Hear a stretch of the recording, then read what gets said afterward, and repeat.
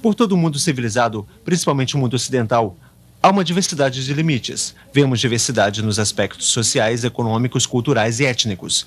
Mas escondido abaixo da superfície, longe dos olhos do observador casual e do meramente curioso, existe outra sociedade separada. Uma sociedade de segredos ditando seu próprio código. É o enorme mundo invisível da maçonaria. Eu sou o Mike Mendel. Pelos próximos minutos estaremos examinando crenças, ensinamentos e práticas da maçonaria. Estaremos falando com ex-maçons e analisando literatura maçônica real, para tentar adquirir uma visão objetiva desta ordem fraternal secreta. Esse estudo permite uma reflexão racional. O material examinado está em uso atual, e nosso ideal é levar à compreensão do que realmente a maçonaria é. A maçonaria se autodefine como um sistema de moralidade. A base da maçonaria, por onde todos os maçons têm que passar, é a Loja Azul. A Loja Azul inicia os 3 primeiros graus ou níveis da maçonaria. O aprendiz é o primeiro nível, o companheiro é o segundo nível e o mestre maçom é o terceiro nível. A maioria dos maçons nunca vão além do terceiro grau, porém, se alguém escolher ir além da Loja Azul, existem 2 caminhos que podem ser tomados. Um é o rito de York e o outro é o rito escocês. A maioria dos maçons que decidem ir além da Loja Azul entram no rito escocês de maçonaria. O rito escocês tem 32 graus. O 32º pode conduzi-lo para o santuário, se assim ele escolher. O 33º grau que existe é altamente honorário. O autor Ian Taylor tem estudado as origens da maçonaria moderna. Para muitas pessoas, o próprio mundo da maçonaria invoca um senso de mistério, de sociedade secreta. Mas, de modo a descobrir o que eles realmente são, precisamos conhecer um pouco de história. Havia muitos pensadores humanistas em 1500 que viam a corrupção que havia na igreja daquela época. Eles concluíram que, para se verem livres daquela corrupção, teria que haver uma nova ordem mundial. Eles haviam lido A República de Pilatos, que em 1500 já era uma obra popular. E Pilatos era também um grande filósofo que viveu no 5º século antes de Cristo. E ele disse: se nós pudermos ter um grupo de homens sábios que fossem bem pagos para governar o povo, aí sim haveria corrupção. Um bom pensamento, um pensamento inocente. O nosso governo é corrupto. Entretanto, ainda existem pessoas muito boas hoje em dia. Esse tema estava em pauta para os pensadores humanistas de 1500. Para fazer isso, eles precisavam antes descobrir a ordem mundial já existente. Essa ordem mundial estava baseada sobre o poder do reinado de Deus pelo rei e pela igreja. Mas para sugerir isso, seria uma heresia daqueles dias e eles teriam perdido suas cabeças literalmente. Então, eles tiveram que formar uma sociedade secreta. Agora, o maçom da época, esses eram do artesanato maçônico. Foram os homens que realmente construíram as catedrais daqueles dias. Eram homens hábeis e isso foi uma das primeiras formas de união dos trabalhadores. Eles queriam manter para si seus segredos e suas habilidades. Haviam boas razões para isso, e então os pensadores humanistas se infiltraram dentro das lojas de artesanato maçônico, e então eles se tornaram os maçons especulativos. Eles eram chamados especulativos pelos maçons artesanais, porque eles não saberiam diferenciar um esquadro de um compasso. Eles eram apenas os humanistas, os idealistas, os acadêmicos. Então existem dentro das lojas maçônicas 2 tipos de maçons. O maçom artesanal, que é o maçom genuíno, que cortava pedra e etc, etc. E também tem o maçom especulativo, e é este o pensador humanista. Este é aquele que pretende reconstruir a nova ordem mundial.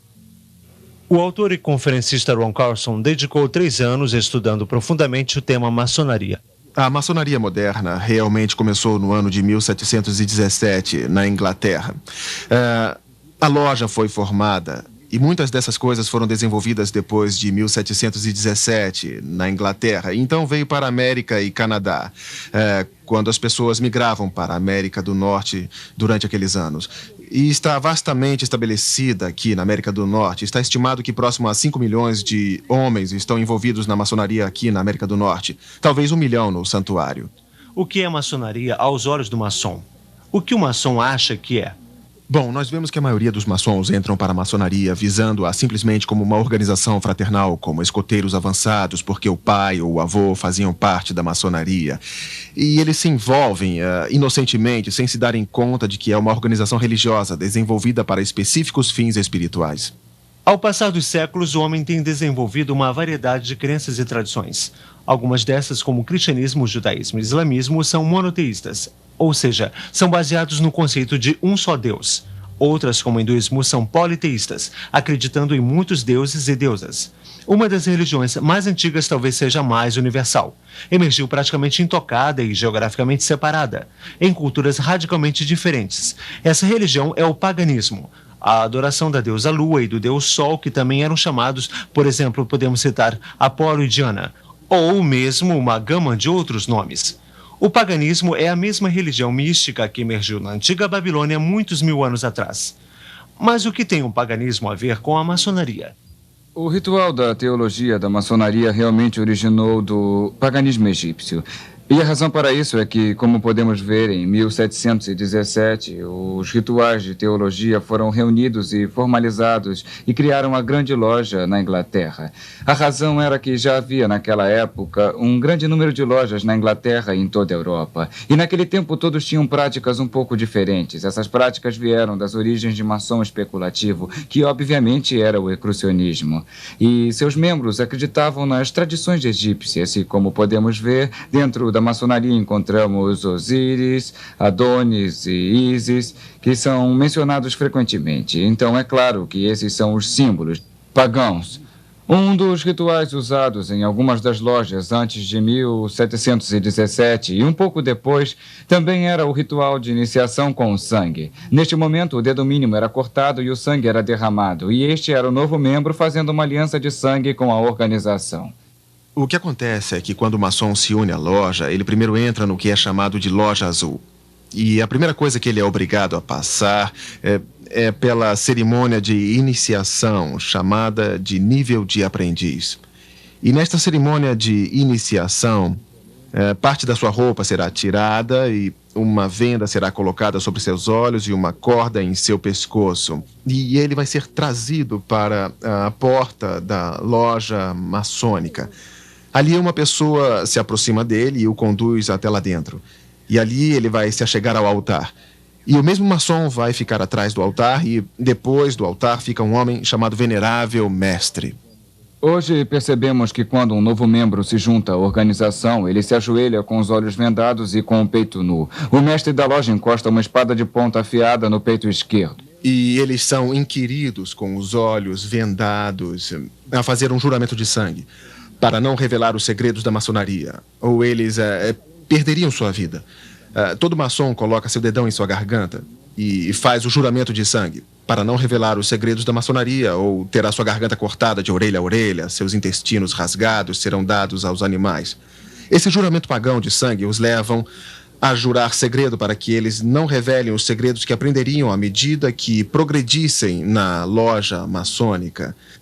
Agora, a maioria dos homens vão entrar no rito escocês e progredir até o 32º grau. E em cada um desses graus, eles irão adorar deuses diferentes, deuses egípcios, deuses da Pérsia, deuses gregos. E eles fazem uma série de rituais. Agora, muito disto é camuflado com símbolos e alegorias para que os maçons que os fazem não entendam inteiramente o que estão fazendo. Nos níveis da loja azul, o principiante é iniciado para a trindade egípcia de mistérios antigos do Egito. E a trindade egípcia é escondida do principiante. Ele não sabe tudo pelo qual ele está sendo iniciado, não lhe é mencionado. Mas se eles lessem seu livro que explica os símbolos e a alegoria, se torna muito óbvio em que eles estão envolvidos. Eles estão envolvidos em adoração idólatra e pagã. Muito dela está baseada na Cabala, que é o livro de ocultismo do Antigo Egito. Está baseado em paganismo egípcio e adoração da natureza. É realmente isso. Está baseada na adoração no poder regenerativo do macho e no poder regenerativo da fêmea. É o resultado. Qualquer historiador iria logo concordar que o paganismo era e é uma religião da natureza. Seus rituais eram intencionalmente desenvolvidos ao redor das fases da lua, bem como das estações do ano, etc. Rituais foram desenvolvidos para encorajar colheitas, procurando pela bênção do sol, aquele que dá o calor e é a contrabalança da lua, o tempo de paz para plantar e colher. Desta dualidade de adoração, sol e lua, luz e escuridão, ativo e passivo, macho e fêmea, O paganismo desenvolve direitos de fertilidade baseada sobre o ato sexual e, mais especificamente, órgãos reprodutores sexuais. Esta é uma das razões pelas quais o maçom, quando entra na loja, é obrigado a vestir um avental de pelica branco. O maçom usa esse avental de pelica branco como uma cobertura. O que eles realmente acreditam na maçonaria é no princípio gerador da vida. Você sabe que eles usam o esquadro e o compasso com a letra G. Você vê o esquadro e o compasso com o G nas lojas maçônicas. Uns maçons vão até dizer que é geometria que é geometria do universo, ou que significa Deus. Na verdade, o próprio livro deles diz que é o princípio gerador da vida. Que o compasso, não o esquadro, representa o feminino e o compasso descendo sobre ele representa o macho que está fertilizando a fêmea. Este é o princípio gerador. O órgão masculino é o que traz a imortalidade na vida.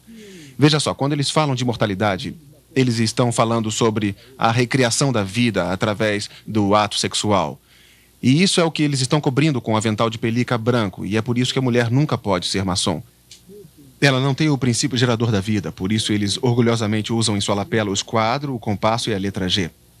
A maçonaria usa símbolos pagãos egípcios com frequência, como podemos perceber, e um que vem em minha mente é o obelisco. O obelisco é um pilar de pedra alto, com base quadrada e o topo de pirâmide. E isso era usado pelos egípcios como um símbolo de ressurreição. A ideia era um símbolo fálico faraônico, ficava erguido e ereto como um símbolo de procriação, onde a pessoa era ressuscitada através de seus descendentes. Esse era o seu argumento. Bem, a mesma coisa se explica hoje. Por exemplo, onde há um maçom enterrado, com frequência há um obelisco usado para marcar o túmulo. O Sr. John A. Macdonald, primeiro-ministro do Canadá, e George Washington, o primeiro presidente dos Estados Unidos. Ambos tinham obeliscos em seus túmulos. Algumas vezes o obelisco tem o esquadro e o compasso para indicar com toda a firmeza de onde eles estão vindo. E é verdade mesmo? Parece incrível que maçonaria, esse sistema de moralidade, possa ser realmente paganismo, possivelmente bem disfarçado. O ponto dentro do círculo é um dos símbolos mais eminentes. O grão-mestre Albert Pike ensina em O Simbolismo da Maçonaria, página 353. O ponto dentro do círculo é derivado da adoração ao Sol, que é, na realidade, de origem fálica. É um símbolo do universo, Sol sendo representado pelo ponto, enquanto o círculo é o universo. Make afirma mais a fundo em seu manual da loja, página 56. O fálico era a imaginação do órgão gerador masculino. Era representado geralmente por uma coluna, que na sua base era rodeada por um círculo. O ponto dentro do círculo foi intencionado pelos antigos como uma espécie de poder fálico da natureza, o qual eles adoravam sob a forma única do ativo ou o princípio macho, mas do passivo ou o princípio da fêmea. O paganismo reconhecia e adorava esses poderes como a força criativa na natureza. Albert Pike era Gran Comandante do rito escocês em 1800. Do seu livro Morais e Dogmas, o Sol e a Lua representam dois grandes princípios ou geração, o ativo e o passivo, o macho e a fêmea. Ambos brilham sua luz sobre seus descendentes, a estrela brilhante ou Horus. Essas autoridades maçônicas concordavam que o simbolismo da maçonaria era ocultista e era derivado do paganismo. Os rituais ocultistas e o simbolismo que são centrais na maçonaria foram tremendamente significantes para mim. Pessoalmente, eu estive profundamente envolvido por muitos anos com bruxaria. A bruxaria é a religião do paganismo e a adoração do deus Sol e da deusa Lua em várias formas. Eu estive envolvido no ocultismo por 12 anos. Steve Warren nos fala de sua experiência. Quero dizer, eu estava constantemente todos os dias lendo, pesquisando, como também praticando artes como adivinhação, entrando em contato com os mortos através de médiuns, cartas de tarô, bola de cristal e tudo que pode ser considerado ocultismo, eu estava envolvido. O simbolismo na própria bruxaria é muito grande. Muitos dos implementos usados têm significação em termos de elementos naturais, como Van representando o ar, Azor representando o fogo, Akalis a água ou o pentagrama representando a terra. E esses seriam agrupados de várias maneiras para se tirar maior vantagem das forças espirituais que estão atuando por um tempo determinado. E era altamente ritualística, com mantos, e com desenhos ou círculos mágicos, com a invocação de deuses e para atender aos praticantes. E também, quase tudo que se fazia, mesmo que não fosse um ritual formal, sempre tinha algo a ver com um ritual. Mesmo que fosse rogar uma praga, sempre acendíamos velas, trazíamos os elementos e montávamos o altar. Alguns dos paralelos entre maçonaria e a bruxaria mostram que as similaridades não são possíveis sem que sejam coincidência. Similaridades em rituais, trabalhos e simbolismos que são tão parecidos que fica claro sugerir uma origem totalmente comum. Para examinar essa possibilidade, falei com um número grande de ex-maçons e comparei a iniciação da Loja Azul com a iniciação dos ex-bruxos. Na iniciação da maçonaria, éramos recomendados por outro maçom. Para se juntar à seita, primeiro tínhamos que ser selecionados. Nós tínhamos que ser recomendados por alguém que já estivesse na bruxaria. Quando fui iniciado, meus olhos foram vendados. Me puseram uma corda e no peito me encostaram a ponta de uma espada. Na bruxaria nós éramos iniciados através de um tipo de ritual, de cerimônia de iniciação, onde o candidato era conduzido com uma corda e com os olhos vendados até chegar à borda de um círculo mágico. E a corda estava no meu pescoço e fui conduzido adiante. E na frente, no outro lado do prédio, ficava o venerável mestre. Me ajoelhei diante dele, como se ele fosse um deus.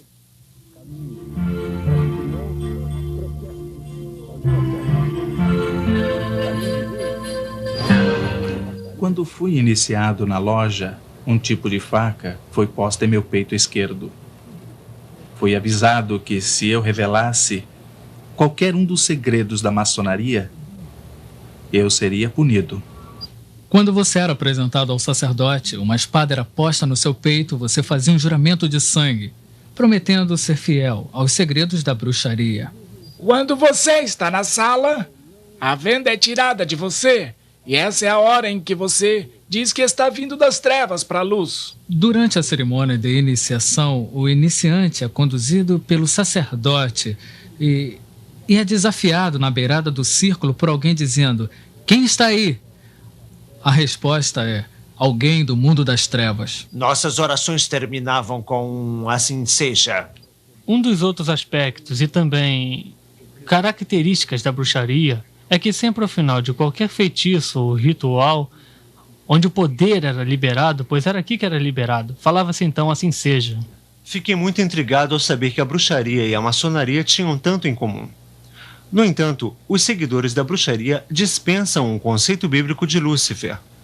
A maçonaria vai tão longe que realmente chama Lúcifer de Deus. Nas palavras do soberano pontífice da maçonaria universal, Albert Pike. Sim, Lúcifer é Deus. Infelizmente, Adonai também é Deus. A verdadeira e pura religião filosófica é a crença em Lúcifer, o igualitário a Adonai. Mas Lúcifer, Deus de luz e Deus de bondade, está lutando pela humanidade contra Adonai, o Deus das trevas e da maldade. Ouça as palavras do maçom do 33º grau Manly P. Hall. Quando o maçom descobrir que a chave do guerreiro é a correta aplicação do dínamo de força vivente, então ele aprenderá o mistério da sua arte. As forças agitadas de Lúcifer estão em suas mãos e antes que ele possa dar passos à frente e para cima, ele deve provar sua habilidade em aplicar essa energia. Dos literalmente milhões de maçons do mundo todo, quantos estão realmente conscientes do real significado dos símbolos maçônicos? A resposta é bem poucos. Como a maioria dos maçons nunca ultrapassam o 3º grau da loja azul, a classificação de mestre maçom, a maioria deles nunca descobrem no que estão envolvidos. E nunca vão descobrir o que é maçonaria, a não ser que tentem entrar nos níveis mais altos do rito escocês ou do rito de York. De fato, eles não são só ignorantes, são deliberadamente enganados por seus superiores na loja. Assim falou a própria autoridade Albert Pike. Os níveis azuis não são mais do que a parte de fora do templo. Parte dos símbolos são expostos ali para os iniciantes. É intencional que eles não os entendam, mas é intencional que eles pensem que os entenderam. Quando muitos maçons passam pelos primeiros 3 graus, tornam-se mestres maçons e param por aí, pensando que é somente uma organização fraternal. E eles não percebem que seus líderes têm conscientemente mentido e os enganado porque eles não querem que se entenda os verdadeiros ensinamentos da maçonaria. Eu comecei com boas intenções, achando que estava entrando numa fraternidade de fato muito interessada em ajudar pessoas.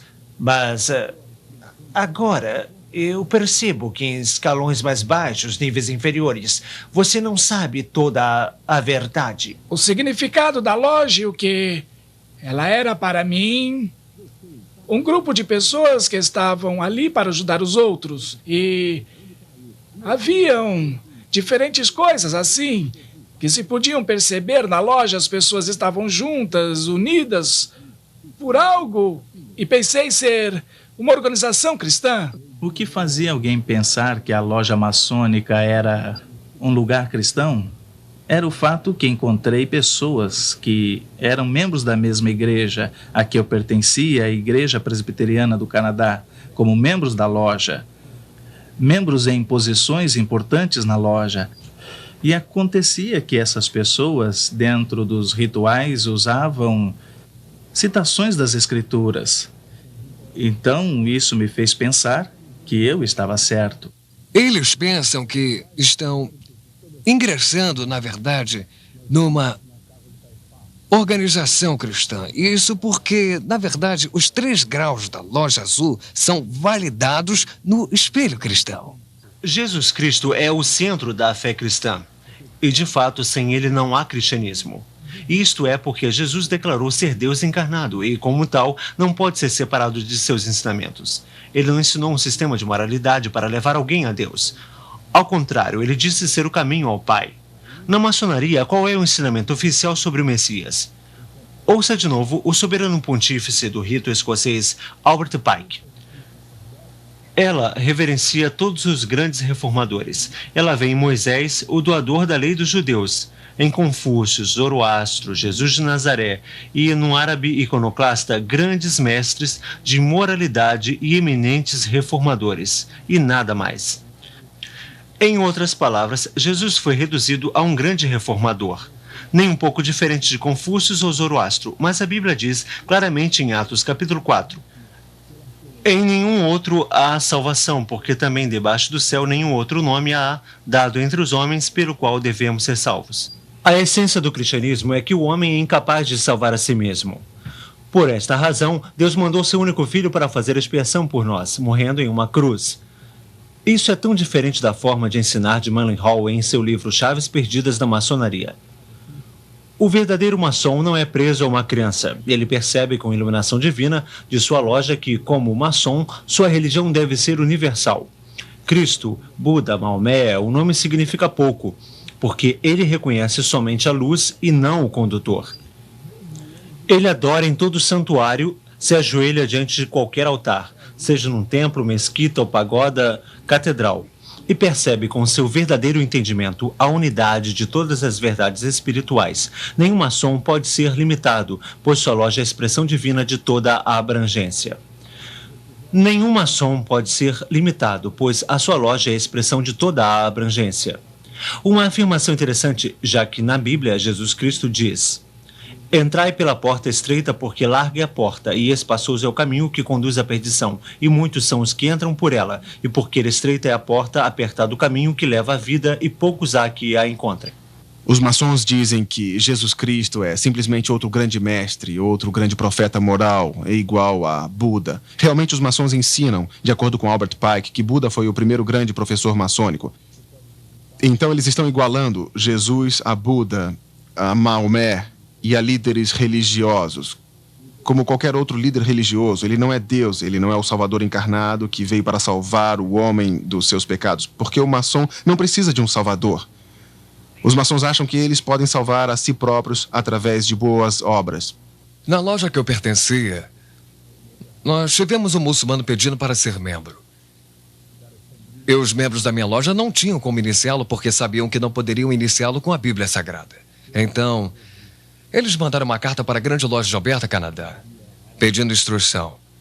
E a carta voltou afirmando que deveríamos colocar o Alcorão com o esquadro e o compasso ao lado da Bíblia, com o esquadro e o compasso sobre o altar e iniciá-lo com todas as honras. O cristão acredita na Bíblia, no fato de que Deus existe na Trindade, as três pessoas que são o Pai, o Filho e o Espírito Santo. Mas o que a maioria das pessoas não sabem, inclusive os maçons, é que o Deus da maçonaria, o grande arquiteto do universo, também é uma trindade. Em ambos os ritos, tanto o escocês quanto o York, você descobre que os maçons estão em uma jornada procurando o nome perdido de Deus. Parte da sua religião é a crença que o nome secreto de Deus foi perdido. E eles contam toda uma história da construção do Templo de Salomão e o arquiteto Hiram Abif, que quando construíram o templo, perdeu o nome sagrado de Deus. Então eles dizem que o maçom está nessa procura para reaver o nome de Deus. E somente quando chega-se ao grau do Real Arco, finalmente é dito qual o nome sagrado de Deus e que só os maçons é que sabem. E eles se orgulham que só eles são os guardiões do nome secreto de Deus. E este nome só pode ser sussurrado entre os maçons por 3 maçons de cada vez, cada um falando uma sílaba. O nome é Jabulon, que é a combinação de 3 palavras: Jeová, Baal e Osíris, o deus egípcio.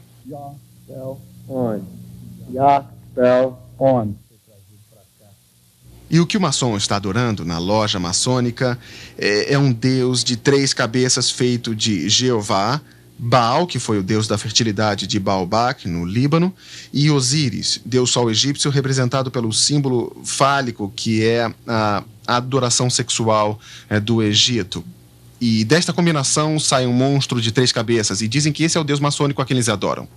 A salvação para o cristão está baseada inteiramente no sacrifício do Senhor Jesus Cristo na cruz. A Bíblia diz que todos pecaram e estão afastados da glória de Deus. E que não importa o quanto nos esforcemos para sermos bons, jamais alcançaremos o alvo de sermos santos como Deus. Mas Deus dá o presente gratuito da vida eterna para aqueles que acreditam em Jesus Cristo e permitem que Ele pague pelos seus pecados na cruz. Nas palavras de João 3,16... Porque Deus amou o mundo de tal maneira que deu seu único filho, para que todo aquele que nele crê não pereça, mas tenha a vida eterna. A salvação para o maçom é algo totalmente diferente. Os maçons estão contando com suas boas obras, algo que a Bíblia diz que não pode salvá-los de fato. O monitor maçônico ensina que Deus, o olho que tudo vê, vai recompensar o homem de acordo com suas obras. O olho que tudo vê penetra nas profundezas do recesso no coração humano e vai nos recompensar de acordo com nossos méritos. No 19º grau do rito escocês é dito ao maçom: o maçom que tem dado prova de sua afeição aos estatutos e regras desta ordem, no final o fará merecedor de entrar na Jerusalém celestial, o céu. O 28º grau do rito escocês afirma: o verdadeiro maçom ergue-se por degraus até alcançar o céu. Os maçons acreditam que eles podem merecer a salvação e que eles podem subir uma escada até Deus, a quem eles chamam de grande arquiteto do universo, e que um dia eles vão ficar diante de Deus e Deus irá levá-los ao céu. Não por causa de Jesus Cristo, não, mas porque eles foram bons maçons e fizeram boas obras. Um dia eu estava conversando com o pontífice do santuário em Minneapolis, de onde eu sou. Ele me ligou um dia. Ele tinha ouvido a minha fita sobre maçonaria. Como é que você ousa dizer que a maçonaria não é cristã? Ele disse: eu sou um diácono na minha igreja. Ele disse: eu sou um bom cristão. Eu sou o chefe do meu santuário. Como é que você pode dizer que eu não sou cristão? Aí eu parei e lhe fiz uma pergunta. Bom, senhor, se você morresse agora e ficasse diante de Deus esta noite, e ele te perguntasse por que ele deveria deixá-lo entrar no céu, eu disse, o que você responderia? Eu nunca vou esquecer, houve um silêncio por mais ou menos 10 ou 15 segundos, então ele me respondeu, bom, eu acho que responderia que fui um bom maçom. Se os maçons estão esperando que suas lojas os salvem, sua confiança está no lugar errado, assim como os que têm sua esperança em um cargo na igreja ao invés de Cristo. Seria como depender de uma associação esportiva ou de um country club se as obras pudessem nos salvar. Eu estava pregando no Texas, no sul do Texas, numa grande igreja onde os maçons de lá, muitos deles faziam parte da liderança. E eles viram a minha fita na manhã que eu fui pregar e eles falaram, nós não sabemos por que estamos deixando você pregar. Você está criticando a maçonaria. E a maior parte da liderança era maçônica, os professores da escola dominical eram maçons. De fato, um dos líderes era o venerável mestre de sua loja na cidade e o outro era o soberano pontífice do santuário. E eles vieram a mim depois do culto e eu disse, bom, vocês têm os livros, procurem seus próprios livros dentro do contexto, tudo o que eu falei. Eu dei a eles os capítulos, os números das páginas. Eles ficaram até 4 da manhã daquele domingo vendo todos os documentos em suas próprias bibliotecas maçônicas. Eles voltaram na segunda de manhã e disseram, nós queremos que você saiba, Ron, que todos nós resignamos da loja a noite passada. E nós estamos vendo isso acontecer por todo o país, quando os maçons tirarem o embrulho e examinarem o conteúdo do que estão envolvidos e eles vão descobrir que estão mesmo numa seita não cristã, pagã e idólatra e que nenhum cristão deve fazer parte. Neste vídeo, tentamos ser objetivos. Nós não temos nada contra a organização maçônica nem com o indivíduo maçom. Não existe nenhuma dúvida que grande quantidade de bondade tem sido feita em nome da maçonaria e que a moral de alguns, se não de muitos maçons, é de nível muito alto. Mas isso, infelizmente, não é a questão. A questão real aqui é a religião pagã que tem mais em comum com a bruxaria do que com o cristianismo. Chega a hora em que você diz que veio das trevas para a luz. O seu Deus não é o Deus da Bíblia. É o Deus Jabulon, um composto de Jeová, Baal, o Deus da fertilidade, Osíris, o Deus Sol egípcio de adoração fálica. Sua forma de salvação não é a cruz de Cristo, mas o sistema de moralidade e boas obras para alcançar a tão almejada loja celestial. E para o maçom, Jesus Cristo não é o sem pecados filho de Deus, mas é rebaixado à posição de um simples reformador, que não é diferente de Buda, Confúcio ou Maomé. É aqui que levantamos a questão com a maçonaria. O mesmo Jesus que afirmou ser Deus em carne humana, afirmou ser o único caminho ao Pai. Também disse que não podemos servir a dois senhores. Se você é maçom, você tem que tomar decisão. Você não pode ser um cristão e permanecer na loja maçônica. Ou você deixa seus pecados serem levados à cruz de Jesus, ou então tente pagar por eles em um sistema de moralidade e boas obras. Há versículos na Bíblia que afirmam que devemos sair das trevas. E diz também que as trevas não têm contato com a luz. E também o livro de Provérbios afirma que existe um caminho que parece reto ao homem, mas conduz à morte. Então, o meu conselho para as pessoas é que se afastem de tudo isso.